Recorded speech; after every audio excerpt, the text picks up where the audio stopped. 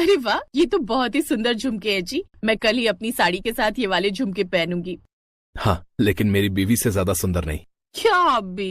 फिर अगली सुबह नहाने के बाद राधा खाना बनाने रसोई में जाती है। तभी उसकी ननद रश्मि वहाँ आती है और उसके झुमके देखकर कहती है, अरे वाह भाभी, आपके झुमके तो बड़े सुंदर हैं। ये कब लिए? ये कल ही तुम्हारे भैया लाए हैं। सुंदर है ना? हाँ, आपको पता है मैं कब से ऐसे झुमके ढूंढ रही थी, लेकिन मुझे मिल ही नहीं रहे थे। क्या आप अपने झुमके मुझे दे सकते हैं प्लीज? आप दूसरे ले लेना। आज तो मैं कॉलेज यही पहन कर जाऊंगी। राधा उसे ना नहीं कर पाती और उसे वो झुमके दे देती है। ऐसे ही कुछ दिन बीत जाते हैं। राधा और आलोक की शादी की सालगिरह होती है। सालगिरह की बहुत बहुत बधाई हो बेटा, सदा खुश रहो। थैंक यू माँ जी। अब चलो भी भैया भाभी, बाहर चलकर अपनी शादी की सालगिरह का केक काट लो, सब इंतजार कर रहे हैं। हाँ हाँ, चलो राधा। वो दोनों मिलकर केक काटते हैं। फिर राधा अनमोल को गिफ्ट देती है। वाह, ये वॉच तो मुझे कब से चाहिए थी। Thank you so much. तुम कितने अच्छे से ये बात जानती हो। वैसे मैं भी तुम्हारे लिए कुछ लाया हूँ, ये देखो। वाह, ये साड़ी तो बहुत ही सुंदर है। और बहू, ये तेरे लिए कंगन मेरी तरफ से। थैंक यू माँ जी, थैंक यू। अब ये तो बहुत ही सुंदर है। इस साड़ी के साथ कितने अच्छे भी लग रहे हैं ना। अब राधा की नजर उस साड़ी और कंगन पर होती है। सचमुच ये तो बड़ी सुंदर है। कुछ दिन बाद ये साड़ी तो मैं हथिया ही लूंगी। फिर कुछ दिन बाद, भाभी वो आपकी साड़ी और कंगन मुझे चाहिए थे। वो क्या है ना, मेरे कॉलेज में फंक्शन है तो मुझे वो पहनना था।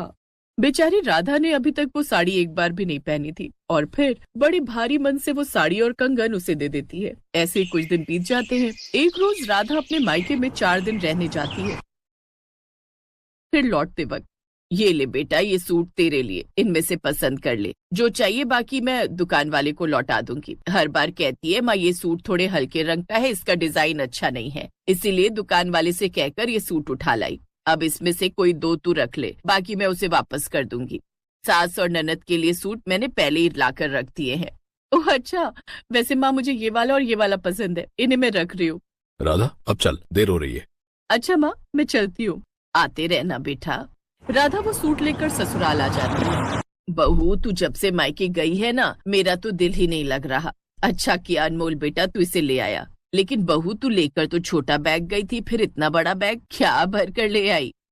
वो माँ ने कुछ मिठाइयाँ, घी और सूट दिए। माँ ने आपके और ननद जी के लिए भी कपड़े भिजवाए, मैं आपको दिखाती हूँ। तभी उसकी ननद भी वहाँ आ जाती है। राधा वो सूट उनको दिखाने लगती है। ये लो ननद जी, माँ ने ये वाला सूट तुम्हारे लिए भेजा है। अच्छा, दिखने में तो ठीक ही है, लेकिन मुझे ना भाभी वो वाला ज्यादा अच्छा लग रहा है। क्या मैं वो रख लूं? बेटी, वो सूट भाभी का है। हाँ होगा, लेकिन ये गुलाबी रंग ना मुझ पर बड़ा खिलेगा और मेरे पास ऐसे रंग का सूट भी नहीं है, तो मैं ये रख रही हूँ। तू अपना सूट रखना, क्यों दूसरों के सूट पर नजर रखती है? दूसरा कहाँ माँ, ये भाभी तो है और मुझे पसंद आ गया तो इसमें मैं क्या करूँ? क्यों भाभी? हाँ माँ जी, कोई बात नहीं, ये रख लेगी। अब ननद अपनी भाभी का सूट रख लेती है और बेचारी राधा को फिर से बेमन से वो सूट रखना पड़ता है। ऐसे ही समय बीतता है और अब राधा के देवर अंकुर की शादी भी हो जाती है और अब घर में एक और भाभी यानी कि छोटी भाभी आ जाती है। शादी के कुछ दिन बाद, ये लो प्रज्ञा, ये पायल मैं तुम्हारे लिए लाया हूँ। शादी से पहले तो मैंने तुम्हें काफी सारे गिफ्ट्स दिए, लेकिन शादी के बाद ये मेरा तुम्हें पहला गिफ्ट है। ओह थैंक यू, ये बहुत ही सुंदर है। मैं अभी ये पायल पहन लेती हूँ। अब अपनी नई भाभी की पायल पर उसकी ननद की नजर जाती है। भाभी, आप ना प्लीज ये पायल मुझे दे दो। क्या है ना, मुझे ये बड़ी पसंद है और आप भैया को बोल दो वो आपके लिए दूसरा ले आएंगे। नहीं, ये शादी के बाद मेरा उनकी तरफ से पहला गिफ्ट है, तो इसे तो मैं ही रखूंगी। भाभी, आपकी ननद आपसे पहली बार कुछ मांग रही है और आप इतना सोच रही हैं। अब ना चाहते हुए भी उसे वो पायल उसे देनी ही पड़ती है, लेकिन इन सब से उसका मूड काफी खराब होता है। कुछ दिन बाद प्रज्ञा अपने लिए ऑनलाइन शॉपिंग करके कुछ कपड़े मंगवाती है, जिसमें से आधे से ज्यादा तो ननद ही उठा लेती है। क्या भाभी, आपने अपनी शादी पर भी तो कितनी सारी शॉपिंग की थी, अब ये वाले तो मैं रख रही हूँ। अब वो उसके वो कपड़े भी रख लेती है, लेकिन प्रज्ञा अब मन ही मन सोचती है, ननद को तो सब चाहिए, लेकिन अगर मैंने इसे नहीं रोका तो इसकी ये हरकत बढ़ती जाएगी। इसलिए वो एक प्लान बनाती है और बाजार से कुछ मेकअप, साथ ही वेस्टर्न ड्रेस और हील्स भी लाती है। उसकी ननद शाम को कॉलेज से आती है तो वो मेकअप, ड्रेस और हील्स देखकर सब ले जाती है। अगले दिन अपनी फ्रेंड की बर्थडे पार्टी में चली जाती है, लेकिन प्रज्ञा ने उस लिपस्टिक पर ऐसा स्प्रे छिड़का था जिससे उसके होंठ सूज जाते हैं और कपड़ों पर ऐसा स्प्रे छिड़कती है जिससे वो खुजलाती रहती है और हील्स जिन्हें पहनकर वो पार्टी में डांस करने लगती है तो वो टूट जाती है। लगता है रश्मि तूने ये सारा सामान ना मंगल बाजार से खरीदा है, तभी तो ये सैंडल टूट गई। और होठ कैसे हो गए तेरे? अरे तूने अपने होठों की सर्जरी की है क्या? कितनी गंदी लग रही है। क्या? नहीं तो। अरे ये क्या हो रहा है? तभी उसके शरीर में खुजली होने लगती है और वो खुजलाते खुजलाते वॉशरूम जाती है, जहाँ अपनी शक्ल शीशे में देखकर वो चौंक जाती है। वो जल्दी से डॉक्टर के पास जाती है और दवाई लाती है। वो जान जाती है कि ये सब उसकी भाभी ने उसे सबक सिखाने के लिए किया था, लेकिन उस दिन के बाद से उसको सबक मिल गया था कि अब वो किसी का सामान इस्तेमाल नहीं करेगी। अब वो कभी अपनी भाभीयों की चीज पर नजर नहीं रखती, जिससे अब राधा और प्रज्ञा दोनों ही सुखी थी।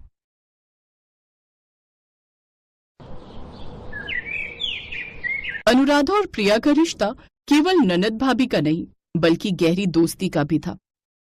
अनुराधा की शादी के थोड़े समय बाद ही प्रिया की भी शादी हो गई। शादी के बाद अनुराधा ने प्रिया के साथ हमेशा अपना भाभी वाला फर्ज निभाया। प्रिया की शादी के बाद ही करवा चौथ का व्रत आ गया। अनुराधा ने अपनी सास शारदा के साथ मिलकर प्रिया के करवा चौथ पर देने के लिए सारी तैयारियां की।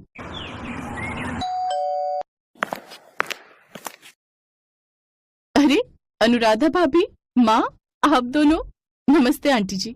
प्रिया कैसी हो बेटी? बाजार में बहुत जाम लगा हुआ था, वरना हम आधा घंटा पहले ही आ जाते। समधन जी, ये करवा चौथ का सारा सामान देख लीजिए, अगर कोई कमी रह गई हो तो माफी चाहेंगे। नहीं नहीं समधन जी, आप तो इतना सामान लेकर आए हैं, आइए बैठिए। इतना सब कुछ लाने की क्या जरूरत थी? प्रिया का पहला करवा चौथ है तो खास सामान तो लाना ही था। कमला, पंडित जी ने शादी का मुहूर्त नवंबर में निकाला है, अब दिवाली के बाद शादी की तैयारी शुरू कर देना। प्रिया, सारी तैयारी तुम्हें करनी है, आखिर तुम्हारे देवर की शादी है। शादी की शॉपिंग भी अच्छी करना। अब दूल्हे की भाभी घर में सबसे अलग लगनी चाहिए। हाँ हाँ, वैसे भी हमारे घर में ये आखिरी शादी है, तो प्रिया बहू तुम खूब बढ़िया तरीके से अपनी तैयारी करना। मेरी बेटी कितनी भाग्यशाली है जो उसे आपके जैसे सास ससुर, अनमोल जैसा पति और संदीप जैसा देवर मिला है। आंटी जी, आपको और प्रिया को जो भी शॉपिंग करनी हो आप मुझे बता देना। मैंने अपनी शादी की शॉपिंग जहाँ से की थी ना, वो बहुत ही सही दाम पर कपड़ा लगाते हैं। भाभी, लहंगा तो मैं वहीं से लूंगी जिस दुकान से आपने लिया था। आपका ब्राइडल लहंगा बहुत अच्छा था। ठीक है प्रिया, जब चलना हो बता देना। और फिर त्योहारों के बाद नवंबर में प्रिया अपने देवर संदीप की शादी की तैयारियों में बिजी हो गई। प्रिया और उसकी सास जब भी शॉपिंग के लिए जाती तो अनुराधा को बुला लेती। अनुराधा उनकी शॉपिंग में बहुत हेल्प करती। कैश में 12,000 कम है, मैं तो अपना कार्ड भी दूसरे पर्स में भूल आई। मेरे फोन से भी पेमेंट नहीं जा रही, पता नहीं मेरे नेट को क्या हुआ है। अरे कोई बात नहीं बहू, मैं तो वैसे ही ये साड़ी हल्दी के लिए देख रही थी, कुछ और पहन लूंगी। अब इतनी दूर बार बार आया नहीं जाएगा। पता नहीं स्कैन भी नहीं हो रहा, बार बार पेमेंट फेल्ड आ रहा है। माँ जी, आपकी हल्दी की साड़ी कहीं वापस न करनी पड़े। नहीं नहीं आंटी जी, वापस क्यों करनी पड़ेगी, मेरे अकाउंट में पैसे हैं, मैं पेमेंट कर देती हूँ। थैंक यू भाभी, थैंक यू सो मच। प्रिया की सास उस समय बहुत खुश होती है। उस समय अनुराधा ने प्रिया के दिल में एक अलग जगह बना ली थी। आज अनुराधा की वजह से ही प्रिया के ससुराल में उसका और भी ज्यादा सम्मान हो रहा था। शादी का दिन आ जाता है। शादी के लिए अनुराधा अपना ब्राइडल लहंगा ही पहनने वाली थी, क्योंकि उसे पता था कि आगे तो उसने कहीं पहनना नहीं है। तो प्रिया के देवर की शादी के बहाने वो एक बार और अपना लहंगा पहन लेगी। अनुराधा का ब्राइडल लहंगा बहुत ही सुंदर था। शादी के समय उसके लहंगे की सबने बहुत तारीफ की थी। इस वजह से प्रिया ने भी उसी शॉप से अपने देवर की शादी के लिए लहंगा खरीदा था। हमारी बहू प्रिया शादी में बहुत सुंदर लगने वाली है। अनुराधा ने तुम्हें लहंगा बहुत अच्छा दिलवाया है बहू। प्रिया, तुम इसके साथ की मैचिंग ज्वेलरी बोल रही थी, शॉप बंद ना हो जाए, चलो ले आते हैं। हाँ ठीक है माँ जी, मैं इनके साथ होकर आती हूँ। प्रिया लहंगे के साथ की ज्वेलरी खरीदने के लिए चली जाती है। सब कुछ अच्छे से हो रहा था। प्रिया के लिए वो लहंगा बहुत खास था, जिसे पहनकर वो शादी में सबसे खूबसूरत दिखना चाहती थी। प्रिया भाभी, बारात के लिए लहंगा आपने बहुत सुंदर लिया है, आप सबसे अलग दिखने वाली हो। वो तो है देवर जी। शादी का दिन आ गया और सब कुछ योजना के अनुसार चल रहा था। बारात जाने से कुछ घंटे पहले प्रिया अपने कमरे में तैयार हो रही थी। प्रिया दीदी, लाओ मैं आपका दुपट्टा सेट कर दूं। वो सामने लहंगे की थाली में देखो, उसी में होगा। इसमें तो नहीं है, मैंने देखा है। थैले में नहीं है, देखो यही होगा, अभी तो मैंने लहंगा निकाला था। तभी प्रिया को कुछ याद आता है और वो घबराहट में रो पड़ती है। ओह नो, उस दिन मैं ज्वेलरी लेने के लिए दुपट्टा मैचिंग के लिए साथ ले गई थी, कहीं ज्वेलरी शॉप पर ही तो नहीं रह गया। प्रिया अनमोल को बताती है। अनमोल ज्वेलरी शॉप पर कॉल करता है। भैया हमारी दुकान पर तो बहुत से ग्राहक आते हैं, पर हर किसी का याद नहीं रहता। हमने अपने नौकर को बोल दिया कि जिसका होगा वो ले जाएगा, तुम तो संभाल कर अलमारी में रख दो, पर कोई लेने नहीं आया। अब तो हम शहर से बाहर हैं और दुकान की चाबी भी हमारे पास है। अब तो आपको दुपट्टा मिलना बहुत मुश्किल है। अब तो 2 दिन बाद ही हम वापस आएंगे। हमारे रिश्तेदार की शादी है, हम वहीं गए हुए हैं। प्रिया रोने लगती है क्योंकि उसका दुपट्टा अब नहीं मिल सकता था। उसने बहुत मन से वो लहंगा खरीदा था। प्रिया ने अपना ब्राइडल लहंगा भी कुछ दिन पहले ड्राई क्लीन के लिए दे दिया था, पर अब तो वो भी तैयार नहीं था। प्रिया पूरी तरह परेशान हो चुकी थी। वो घबरा गई और उसकी आंखों से आंसू बहने लगे। वो सोचने लगी कि अब वो रात में कैसे जाएगी। प्रिया के पास समय बहुत कम था और नए लहंगे का इंतजाम करना नामुमकिन था। तभी अनुराधा आ जाती है। अनुराधा पूरी तरह से तैयार थी। उसने अपना ब्राइडल लहंगा पहना हुआ था। उसे सारी बात पता चलती है तो वो एक अच्छी और समझदार भाभी होने का फर्ज निभाती है। अनुराधा आकाश को फोन करती है और घर से अपनी एक हैवी साड़ी मंगवा लेती है। भाभी अब मैं क्या करूं? मेरा लहंगा पहनने का अरमान तो धरा का धरा ही रह गया। इतने लोगों के बीच में लहंगा नहीं पहनूंगी तो कितना अजीब लगेगा। सब कहेंगे कि दूल्हे की भाभी होकर नॉर्मल कपड़ों में है। मेरी शादी का लहंगा होता तो मैं वो भी पहन लेती, उसे भी मैंने ड्राई क्लीन को दे दिया। बहू, सब मेहमान आने शुरू हो गए। घुड़चढ़ी का टाइम हो रहा है, अभी तैयार होने में कितना टाइम है? तुम्हें संदीप की सुरमा भराई की रस्म भी करनी है। प्रिया टेंशन मत लो, तुम मेरा लहंगा पहन लो। मैंने आकाश से साड़ी मंगवा ली है, मैं साड़ी पहन लूंगी। वैसे भी वो लहंगा साड़ी है तो लहंगे की तरह ही दिखती है, और वो तुम्हारी पसंद की है। तुमने ही तो पसंद की थी मेरे लिए, याद है ना? भाभी, हम सब सचमुच बहुत लकी हैं जो आप हमारे घर में आए। आपकी जगह कोई नहीं ले सकता। आप सबसे बेस्ट हो भाभी, सबसे बेस्ट। प्रिया अपनी भाभी अनुराधा के गले लग जाती है। अनुराधा ने अपना लाल रंग का ब्राइडल लहंगा प्रिया को पहनाया और खुद एक सुंदर साड़ी पहन ली। प्रिया जब लहंगा पहनकर बाहर आई तो सभी उसकी तारीफ करने लगे। प्रिया, अनुराधा भाभी का लहंगा तुम पर बहुत सुंदर लग रहा है। जब से अनुराधा हमारे घर की बहू बनी है तब से हमारे घर में एक नई उमंग आ गई है।